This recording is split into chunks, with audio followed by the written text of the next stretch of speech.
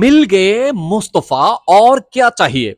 এই কথাটা আমাদের দরবারে শ্রীকুটের উজ্জ্বলতম নক্ষত্র পীর সাবি শাহ হুজুর কেবলা, যিনি পীরে বাঙ্গাল হিসেবে বাংলাদেশ নয় পুরো পৃথিবীর মধ্যে আমি বলবো পরিচিত। তো তিনি সবসময় তার তকরিরের মধ্যে এই কথাটা বলেন, মিল গে মুস্তফা और क्या चाहिए।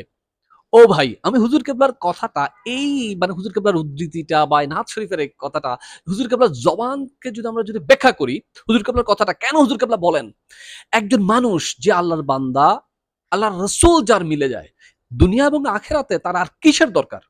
তো হুজুর কিবলার সুরে আর কয়েকটা কথা বলি। হুজুর কিবলা সবসময় বলেন, আল্লাহ আমাদেরকে হক সিলসিলা, বরহক সিলসিলা দান করেছেন, আপনার আর কি দরকার আছে। এরপর হুজুর কিবলা সবসময় বলে, আল্লাহ রাবুল আলমিন আমাদেরকে বরহক হজরতে কেরাম দিয়েছেন। হযরত চৌরুবী রহমতুল্লাহ আলাই, শেখ সিরিকুটি রহমতুল্লাহ আলাই, হুজুর সৈয়দ তৈয়ব শাহ রহমতুল্লাহ আলাইহের মতো মহান বলিয়ে কামেল আমাদের সিলসিলার মধ্যে দিয়েছে। তাহলে আমাদের কেন আর ফয়জাত লাভ করার জন্য, আমল শেখার জন্য এই দরবার ওই দরবারে যেতে হবে? একটা কথা। এরপর এশিয়ার সবচেয়ে বড় শিক্ষা প্রতিষ্ঠান এই জামে আহমদে সুন্নি আলিয়া হুজুর কেবলা আলম আমাদেরকে উপহার দিয়েছেন। হুজুর কেবলা আলম সারা বাংলাদেশের এই মাদ্রাসাগুলোকে ২ শতাধিক মাদ্রাসাকে আঞ্জুমানের অধীনে পরিচালনা করানোর জন্য আমাদেরকে শত বছর আগে আঞ্জুমান উপহার দিয়েছেন।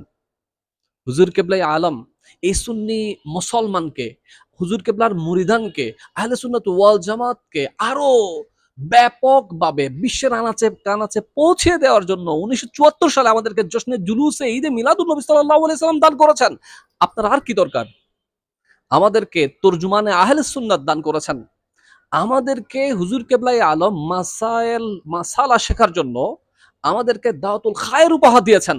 ঘরে ঘরে কোরআন হাদিসের চর্চা করার জন্য, সাধারণ পীর ভাইরা যাতে করে পথভ্রষ্ট না হয়, বাতিল ফেরকার ধোঁকাতে যেন না পড়ে, সেজন্য আমাদেরকে দাওয়াতুল খায়ের দিয়েছেন।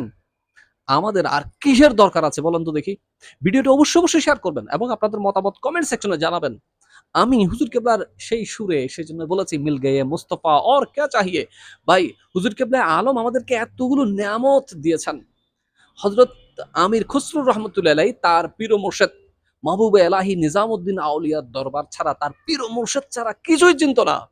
হযরতে শাইখ সিরিকুটি রহমতুল্লাহ আলাইহিকে তার পীর ও মুর্শিদ খাজা চৌরবী রহমতুল্লাহ আলাইহি বলছে, বেটা দেখো ওই যে খাজা খিজির চলে যাচ্ছে।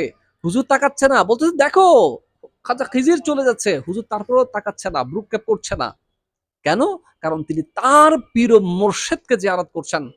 বলছে যে আমার পীর ও মুর্শিদ আমার কাছে সবকিছুই।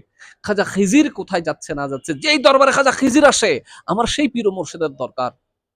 শেরে মিল্লাত নবী রহমতুল্লাহ আলাইহি পুরো জীবন, আমি জানা মতে হুজুর আমাকে বা অনেক পীর ভাইকে বলেছেন, ১০-১২টা দেশি বিদেশি আন্তর্জাতিক পর্যায়ের পীর তাকে খেলাফত দিয়েছিল। তিনি পীরগিরি করেন নাই, তিনি আজীবন দরবারে সিরিকুটের গোলামি করে গেছেন।